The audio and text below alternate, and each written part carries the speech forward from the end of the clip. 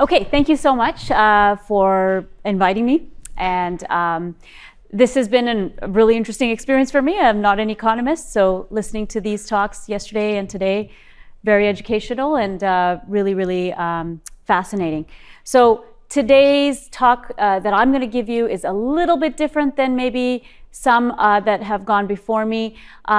So my paper so far is called Sorting Inequality, and I'm focusing specifically on Canadian-born racialized workers and looking at trying to understand what drives the earning gap that remains in that Canadian-born population. So this study is building on a paper that I wrote earlier this year with Feng and my colleague Jeff Wrights and Wendell Ajeti, who's at McGill. And in that study, we focused in on the second generation, looking at various birth cohorts, people who were born in the 60s and 70s versus the 70s and 80s versus the 80s and 90s, and trying to see cohort changes in second generation education and earnings outcomes. So what we found kind of builds on, or this paper kind of builds on what we found there and is really the motivating force behind this analysis here. So as you all probably know, we have really growing, much faster growing racialized groups in Canada because of our immigration policies and our immigration trends. And the racialized groups that have grown the most between 2001 and 2021 are South Asians and Chinese and Black, and in particular South Asians have really taken over, and again having a lot to do with sort of our immigration policies and the source countries changing in relation to that. And we are often, when we think about racialized Canadians, visible minorities, we focus on immigrants, right? Because vast majority of them are immigrants. But increasingly we see more and more second generation, people born in Canada to immigrant parents. And those are a population that is growing really quickly. So it's estimated that at the moment, 1 in 4 visible minorities are, sorry, let me just make sure I get this right.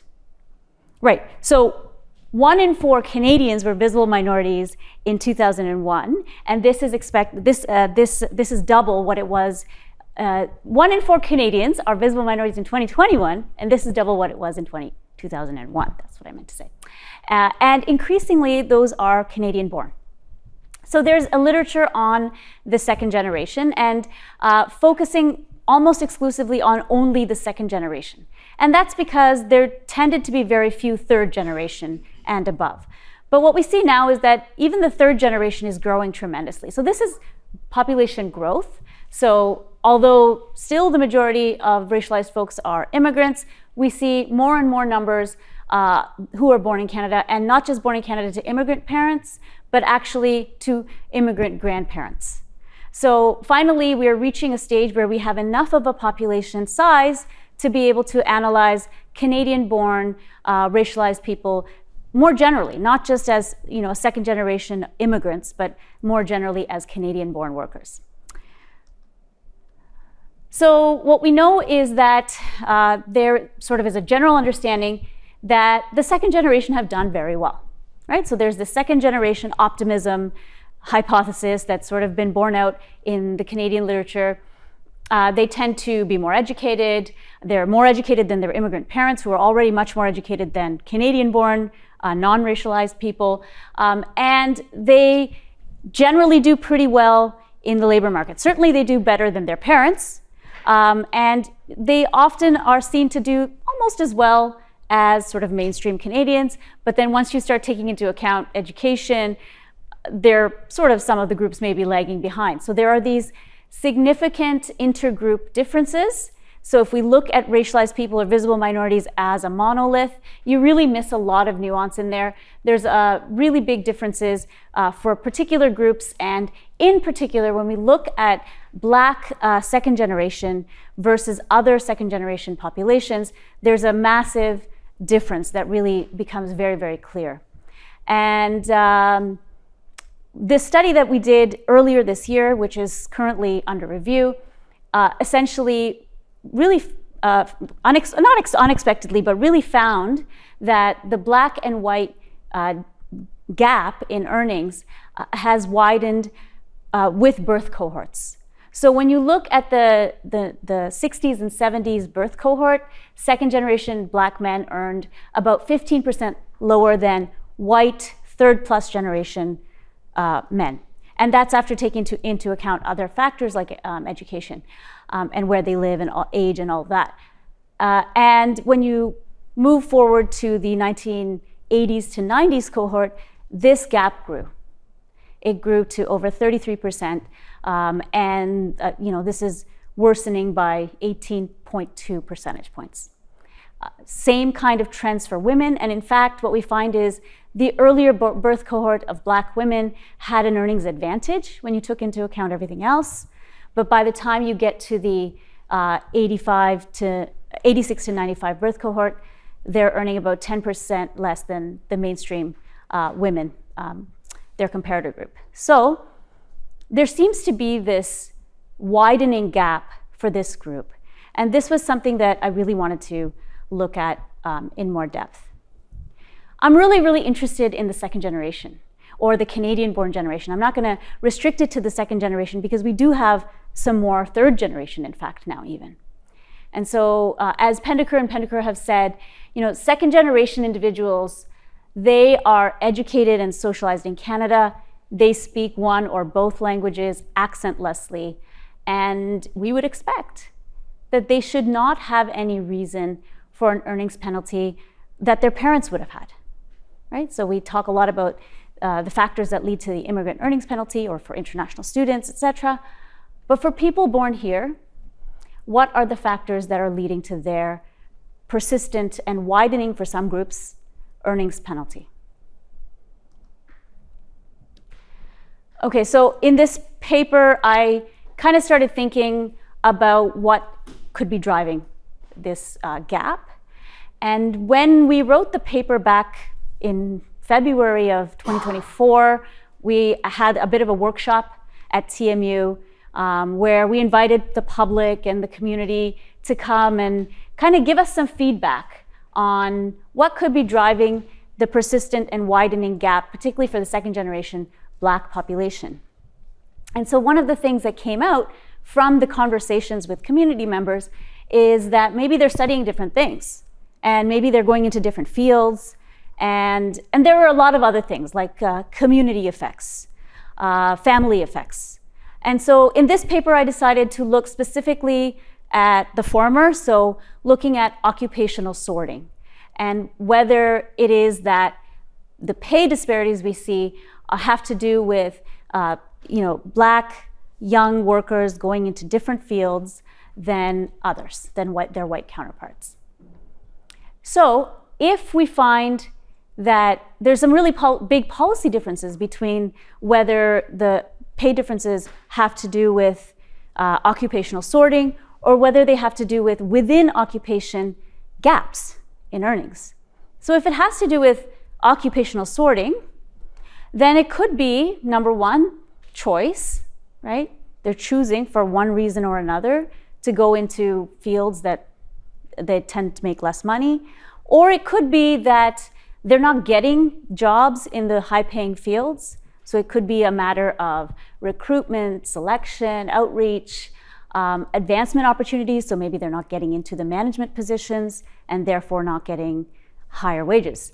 Whereas if we find that it's within occupation pay differences, then that's kind of more of a standard wage setting issue. And maybe it's equal pay policies that would benefit. So we really wanted to look at it from, I'm in an HR department, so from an HR perspective, what kind of levers are kind of contributing to this persistent gap. So most of the previous studies don't sort by occupation. Most studies looking at Canadian-born racialized earnings gaps, they control for sociodemographic characteristics, but not really job characteristics. There's very few that do. There was a study out of Statistics Canada a couple years ago that did look at the effect of job characteristics, or the relationship between job characteristics and black and white earnings gaps. And they found that 45% of the earnings gaps were explained by job characteristics. And so they split jobs into jobs that were more commercially oriented, like not service oriented, I guess, versus jobs that are more in education, healthcare, things like that. So in more public service type of oriented jobs. And so they found that when you actually took into account job characteristics as well as size of organization, it accounted for 45% for men and nearly all of the gap for women. But this focused only on 2015. So what we don't have is a sort of a bigger, longer term picture to look at occupational sorting and how that affects the black-white wage disparities of Canadian-born workers.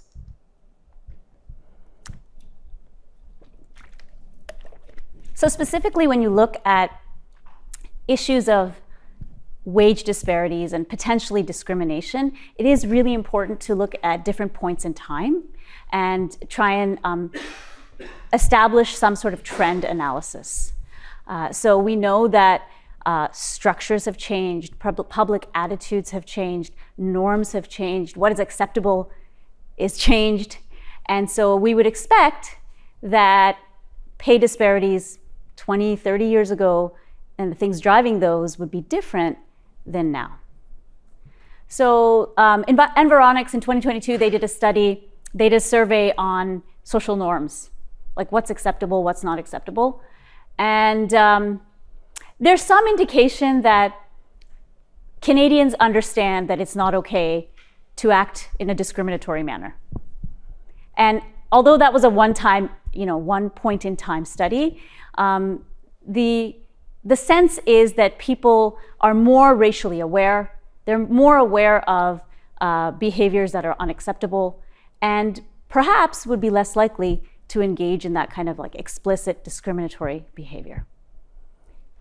So what we would expect, therefore, is that maybe this within occupation wage disparity should decrease, because that might be more the result of direct, explicit, or implicit, but very direct discriminatory actions. But on the other hand, we know that these racial wage gaps have not only persisted, but they've widened. So maybe we might expect that it's the occupational sorting that's leading to this persistent effect. So,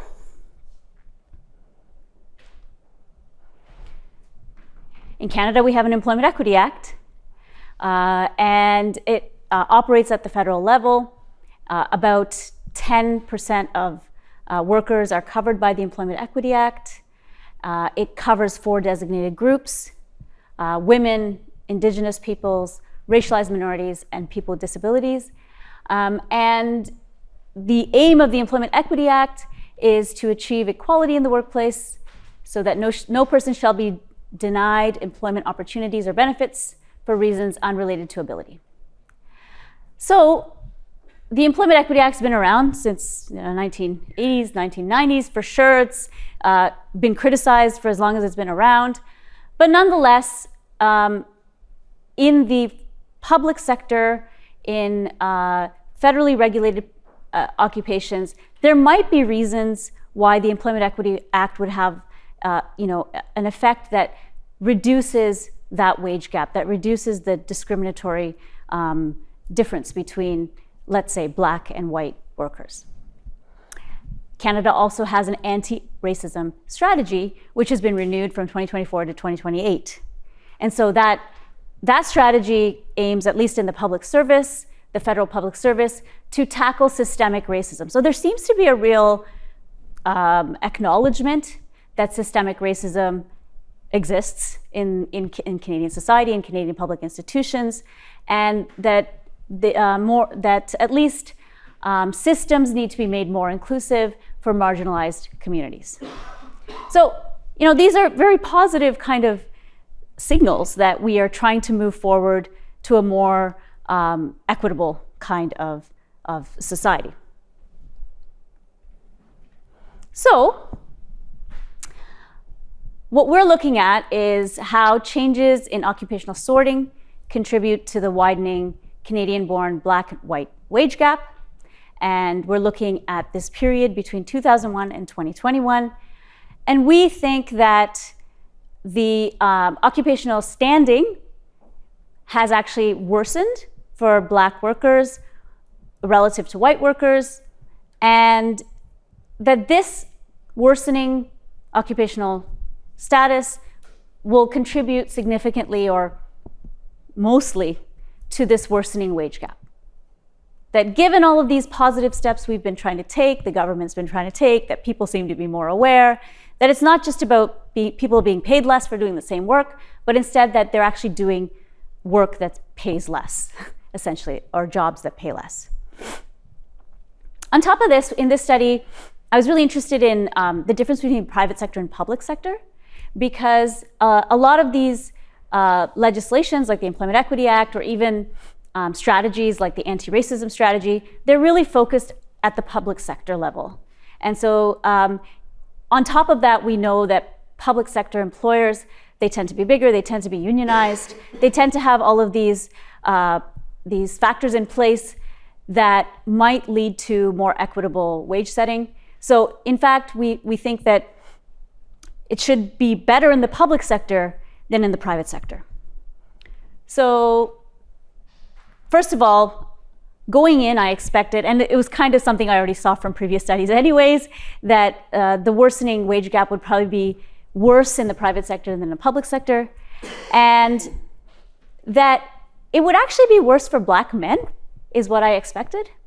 Although, you know, a lot of analyses, a lot of intersectional kinds of analyses find that racialized women tend to be worse off in many measures. When it comes to relative to white women, black women tend to, in previous studies, actually be less worse off than black men relative to white men. So we expected that that would continue to be the case in this analysis. And because of all of the efforts in the public sector, the legislations and the unions and the larger workplaces, the HR departments and all of that, we expected that the gap that does remain in the public sector would probably be much more about occupational sorting than about actual within occupation wage gap.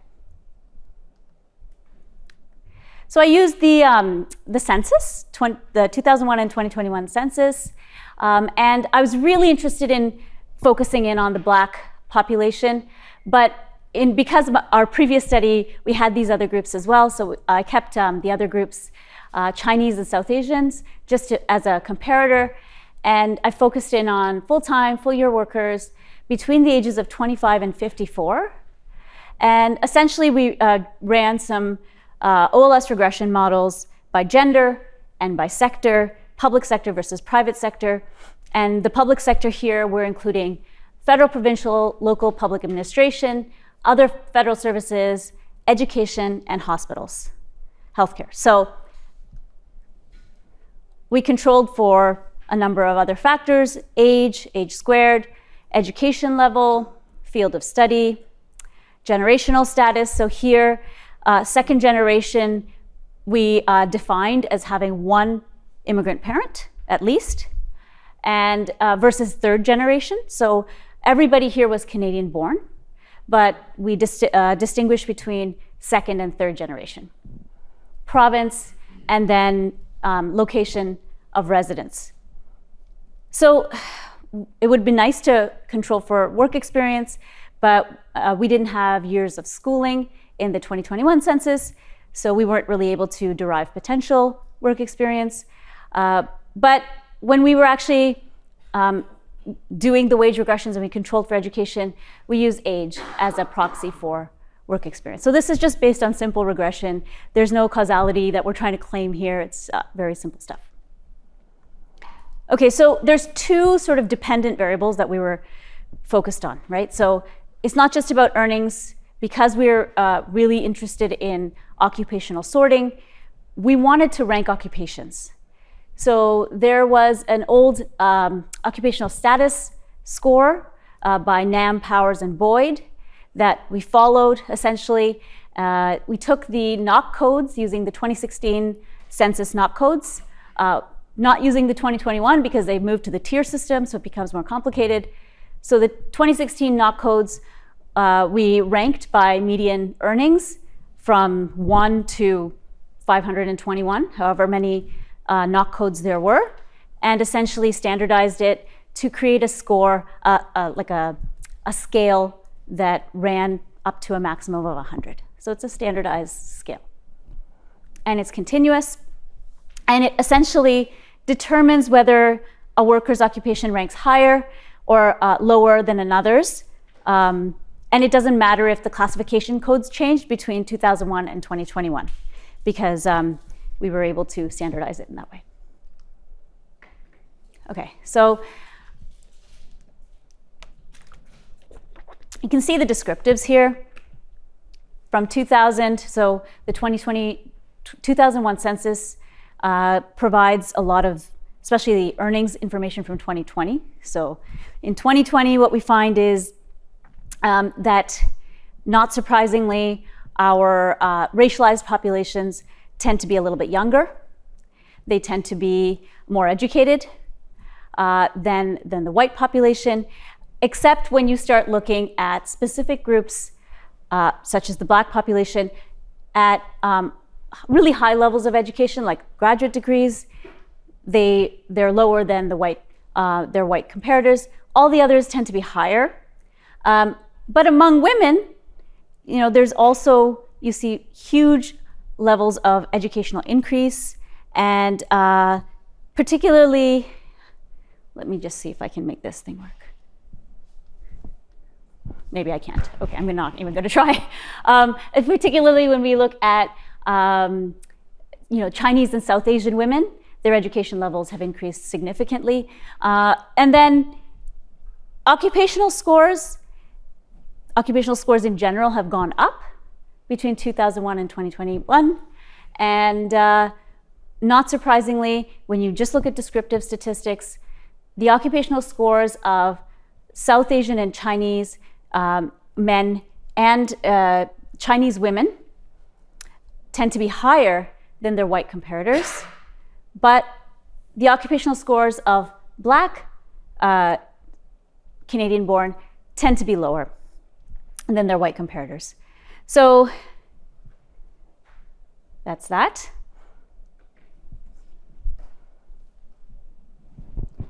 All right, so in terms of trends in occupational ranking, we find that the adjusted Black and white gap in rank widened between 2001 and 2021. But for the other two groups, they closed. So particularly in the public sector, the gap increased for Black men in occupational ranking score, but for women, it decreased. In the private sector, the gaps increased for both men and women. So you can see sort of how that plays out. This is just descriptively. So generally speaking, when you're looking at the lower occupational ranking scores, there's the Black Canadian population, workers tend to be concentrated in those scores. It gets a bit better in the 2021 group, but it's still, a gap that you can really, really see between the groups. So the dotted lines are the 2021, solid lines are 2001, and blue represents the Black workers and the yellow represents the white.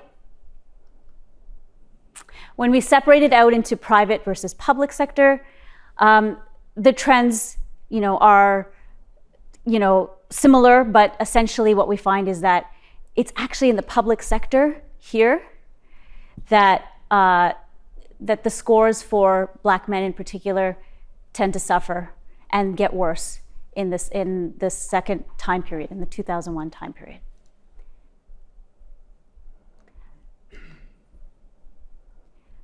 Okay, when we put it in a regression and we actually try to control for a few things, what I find is that moving from observed to adjusted does make the line smaller, right? So it does account for some stuff, but not a lot. There's still a lot unaccounted for in our regression. And what we also find is that it's gotten worse. So, oh, sorry. What we find is that, you know, if you look at the 2001 versus 2021, the occupational ranking score has gotten worse, and worse for men in terms of the gap than for women.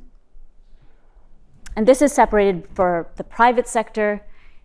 It used to actually be for women that in the private sector they tended to have higher occupational scores. But you know, by when you adjust, sorry, it used to be, you know, in 2001 versus 2021, it actually has, like, their advantage has diminished. But when you control for education and other factors, all of that sort of advantage disappears completely. In the public sector, their occupational scores tend to be even worse. So they are going into lower score occupations in the public sector in particular. Okay, so then when you move into wages, what we find is that the wage gap actually has widened. So this is a very disappointing finding with all of the anti-racism strategies and employment equity plans that we have in place. We still find a widening wage gap for men, but a somewhat narrowed wage gap for women. And some of this widening wage gap for men has to do with their relative ranking.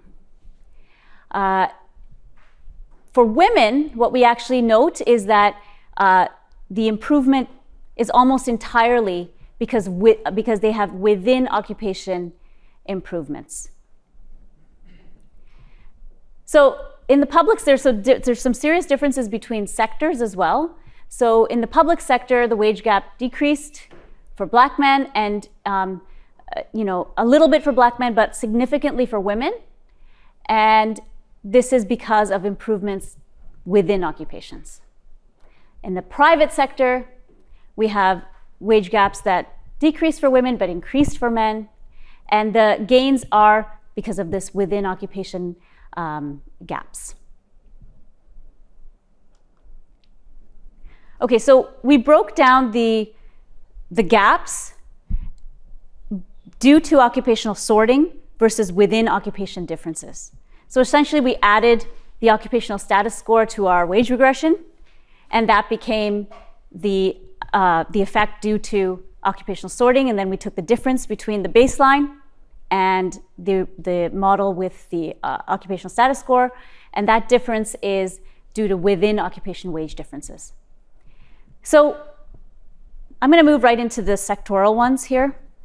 So what we find is that the occupational status score does actually play some of a role, particularly for men, but for women, not much. Okay, so in the public sector in particular, what we find is that within occupation differences, particularly for women, really play a big role. So we had a number of things that, you know, as I was thinking about, okay, what can I do to try and make sure that these are not other factors that are actually causing some of these results.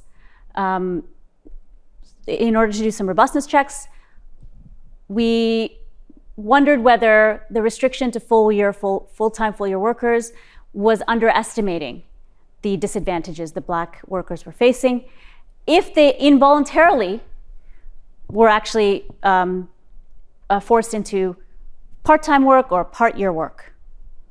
So when we included all workers, it was just worse. It was just worse. So occupational sorting accounted for a larger share in the adjusted gap and a larger role in in the trends.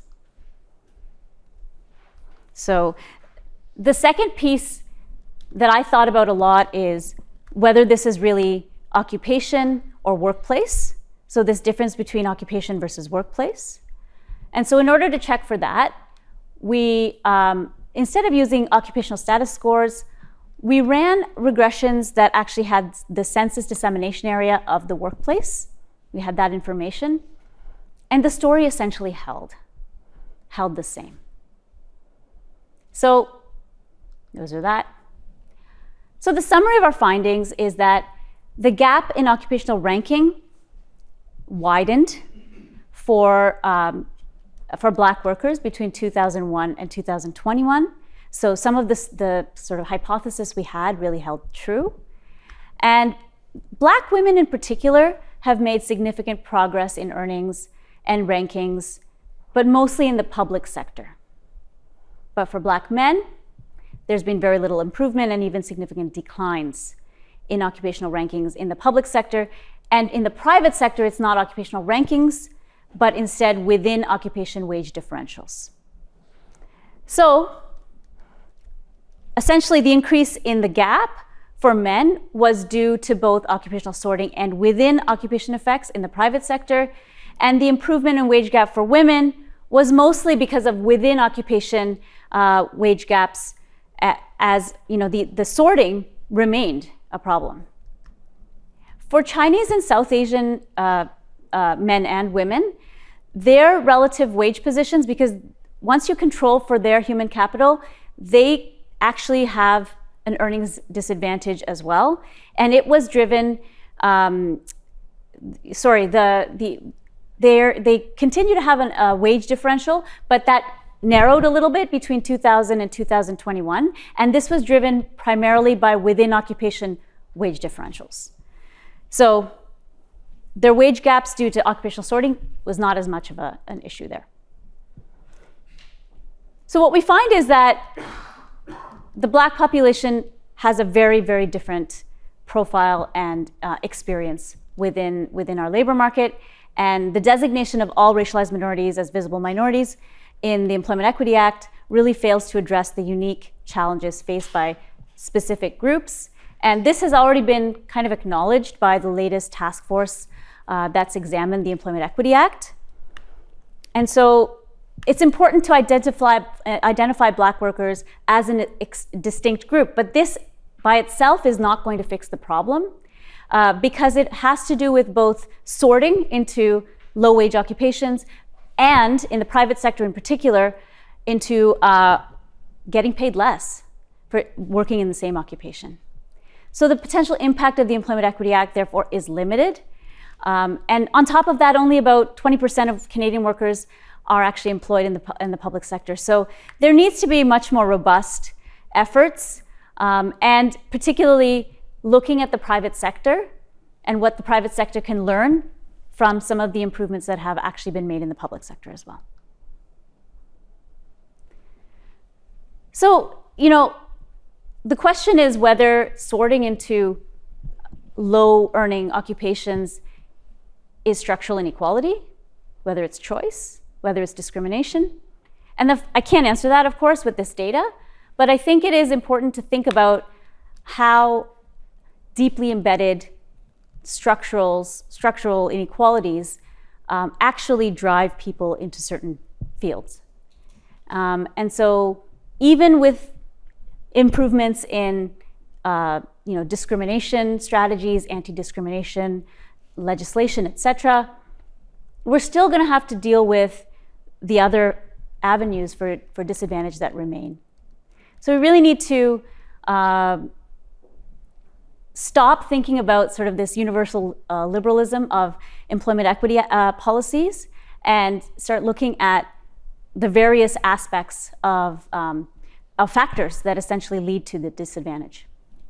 So obviously we're looking at sort of at the mean, but further research needs to be done to see how these trends vary at the top or at the bottom of the wage distribution. So that's all I have. Thank you.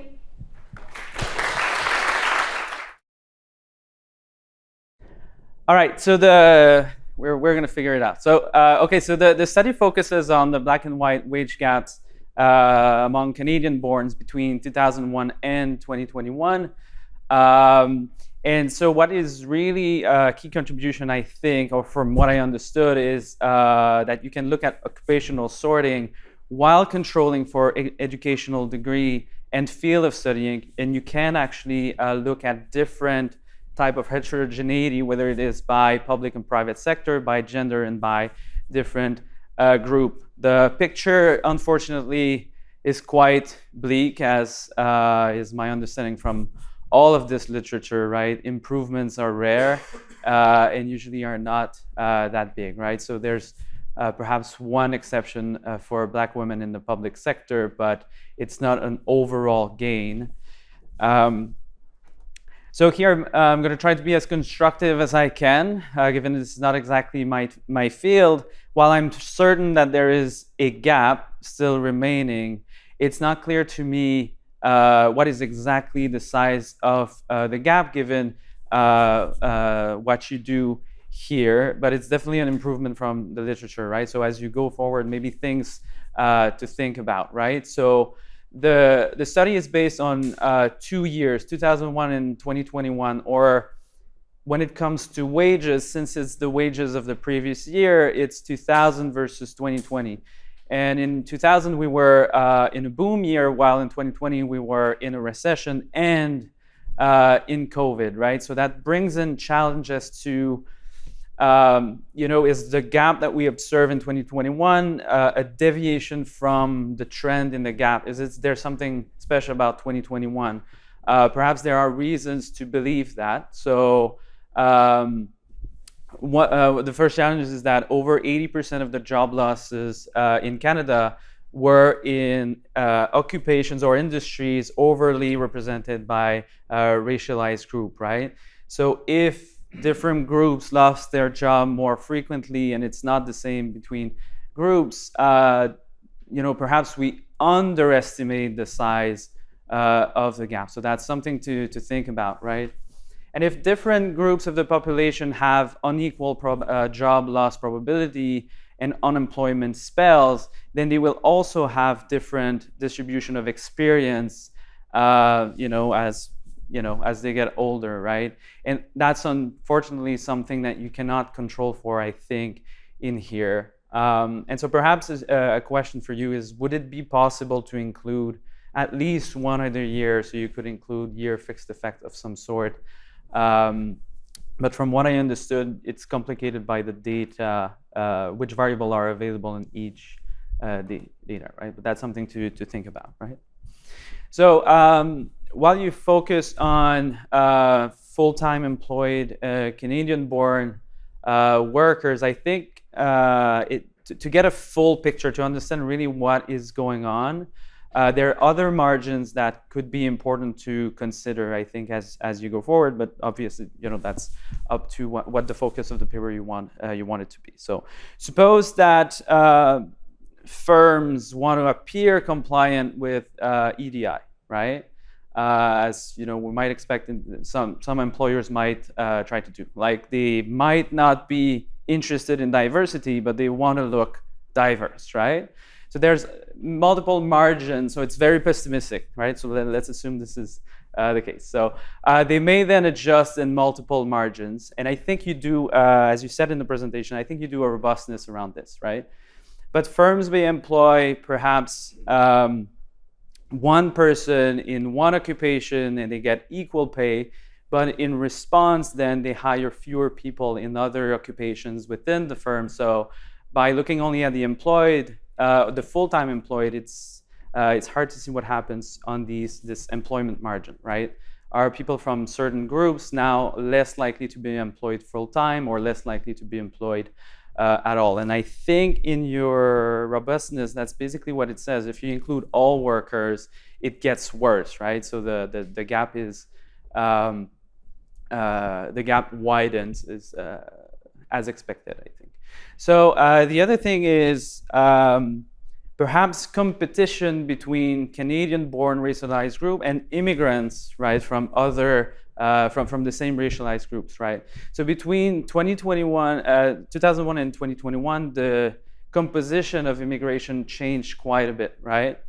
And immigrants now account for 60% increase of the growth of degree holder between that period. So perhaps some racialized group that were born in Canada now are being replaced by immigrants from that same group, and that might be a margin that could be that you might be interested in looking at to see, what is the extent of the gap, and could it be affected itself by immigration, by the composition of immigration.